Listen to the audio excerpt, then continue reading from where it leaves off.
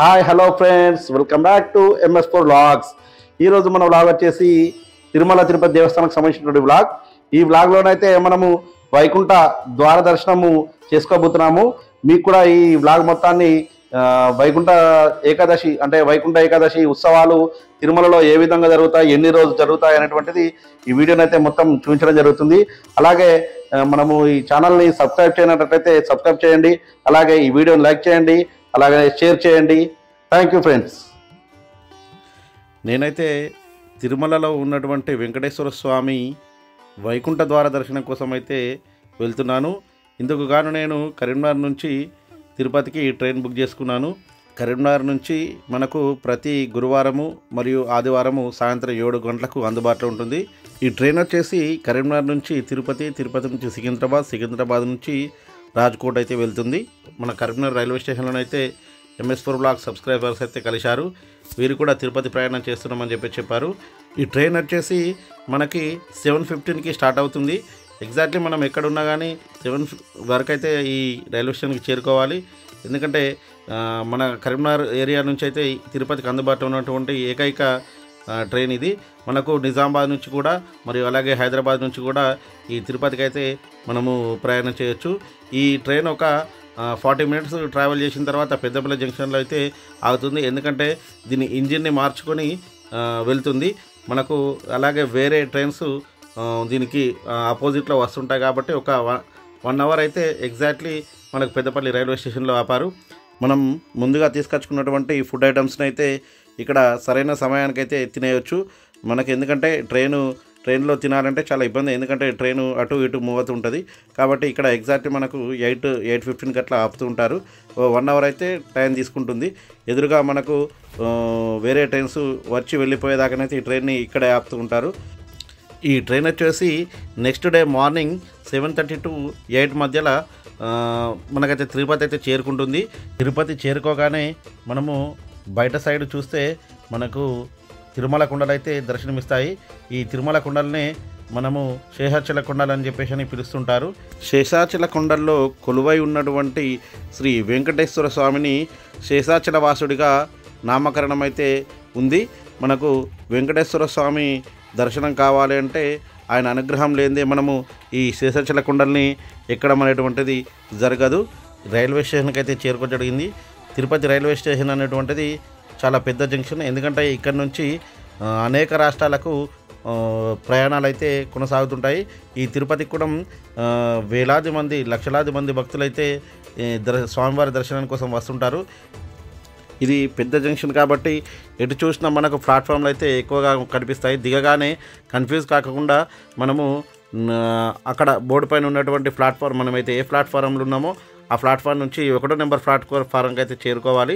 అప్పుడు మనము railway station బయటకు రాగానైతే మనకు ఈ విధంగానైతే ఉంటుంది.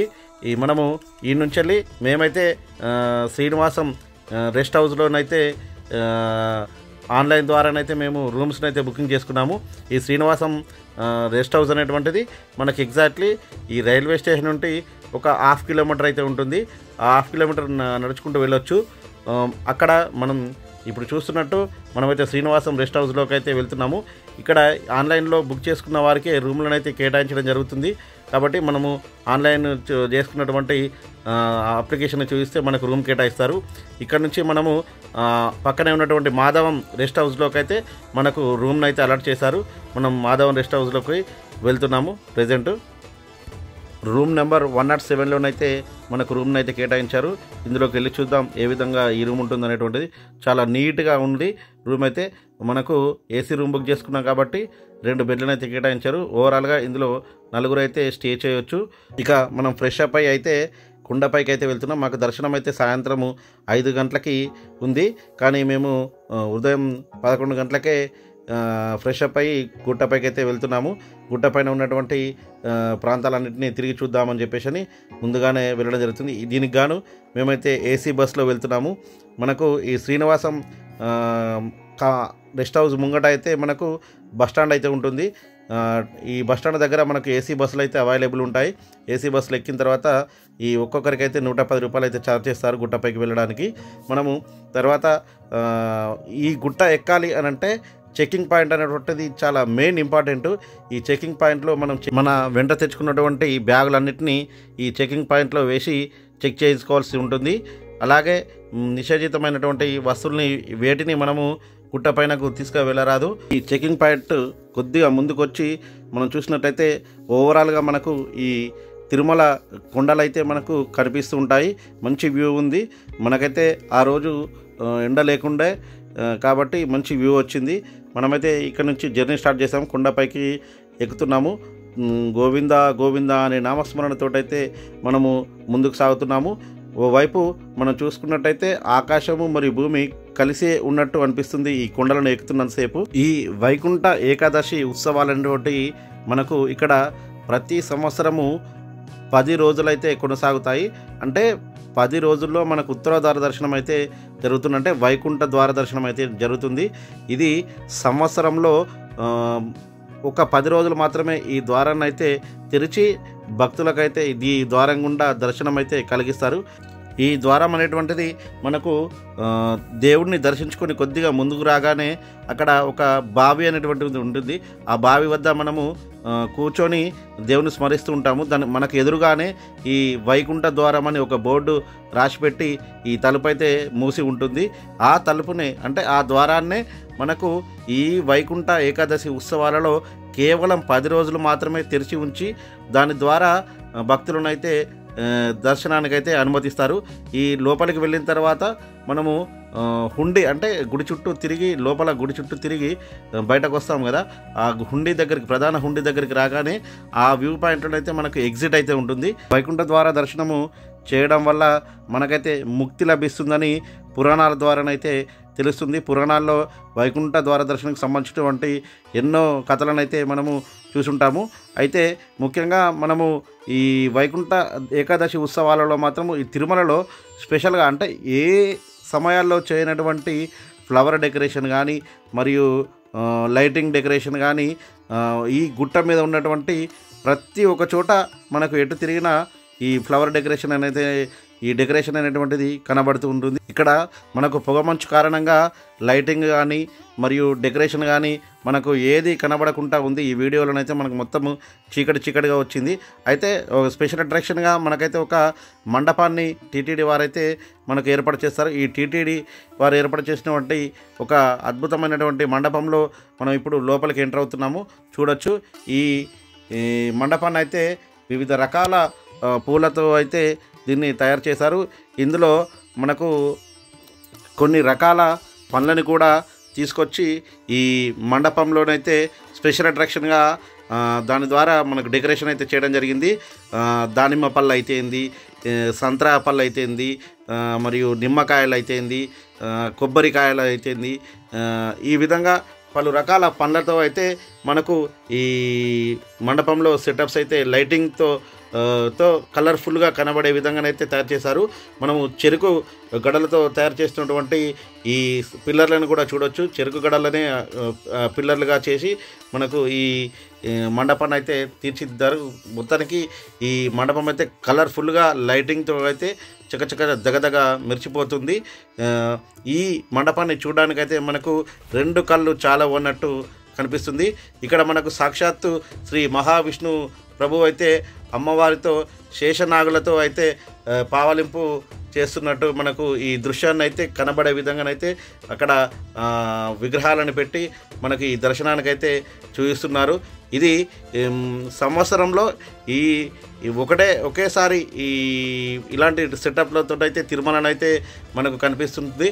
చూడొచ్చు మనము స్వామివారు ఏ విధంగా ఉన్నారో ఈ వీడియోలోనైతే చూడొచ్చు.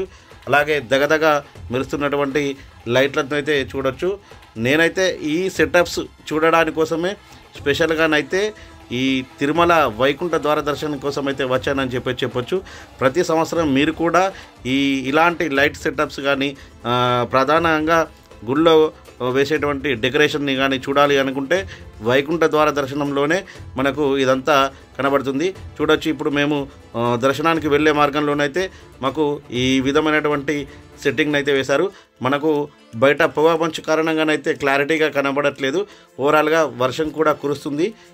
దర్శనం కోసం అయితే వెళ్తున్నటువంటి ఈ వైకుంఠ క్యూ కాంప్లెక్స్ 1 సంబంధించినటువంటి రహదారులను అయితే ఈ లైట్ సెటప్ని అయితే వేశారు. ఇక్కడి నుంచే మనము 300 దర్శనం కానీ విఐపి బ్రేక్ దర్శనం కానీ చేసుకోవచ్చు. ఈ రహదారి నుంచే మనమైతే లోపలికి దర్శనం కోసం అయితే వెళ్తున్నాము. ఓవరాల్గా దర్శనం చేసుకొని బయటకు రాగానే మాకైతే జన్మ ధన్యమైపోయింది. ఆ శ్రీ వెంకటేశ్వర స్వామిని చూడగానే మాలో ఏదో తెలియని ఒక ఉత్సాహం అయితే కలిగింది. గోపురానికి వేసినటువంటి లైట్ సెటప్ని చూద్దాం అనుకునేసరికి ఈ వర్షం కారణంగానైతే ఆ లైట్ సెటప్ని అయితే స్టార్ట్ చేయలేదు. ఇక్కడ డెకరేషన్ అయితే నేను చూపిస్తాను. ఈ గోపురం ముందు ఓం నమో వెంకటేశాయ అనేటువంటి ఫ్లవర్ డెకరేషన్ తోటైతే మనకు ఈ విధంగా గోపురాన్ని అయితే తీర్చిదిద్దారు.